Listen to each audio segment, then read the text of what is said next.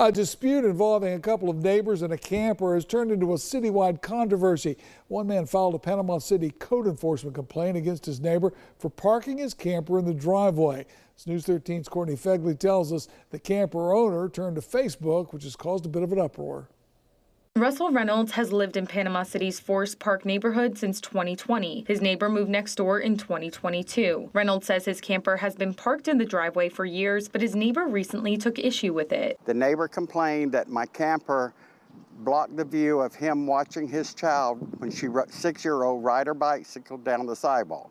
That he's unable to sit in his living room and watch her out the windows, that he has to get up and come outside. Panama City Code ordinances state residents cannot park recreational vehicles or boats in the front yard or driveway unless it's under a carport, in a garage, or behind approved fencing. The neighbor complained to code enforcement in May. Reynolds received a citation in July. He argues he can't move his camper to his backyard because he has a pool. He also says if he moved his fence, storm gutters, trees, and parked his camper farther into his yard, it would still violate code because the fence wouldn't fully hide it. I'm going to be putting forward the expense to do all of this and still not be in compliance. Boats and campers are such a common sight, many people don't know they're in violation. If a neighbor complains, code enforcement has to enforce the code.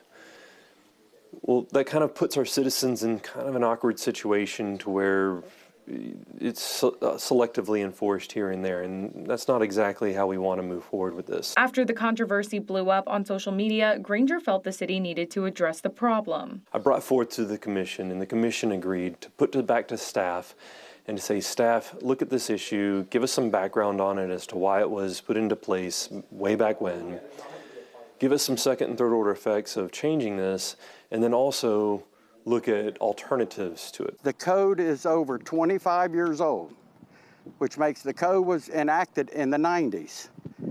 It's 2024. It's time to update this code. In Panama City, Courtney Fegley, News 13, Panhandle Strong. Reynolds has a magistrate hearing next Thursday. He's encouraging residents to attend and give their opinion.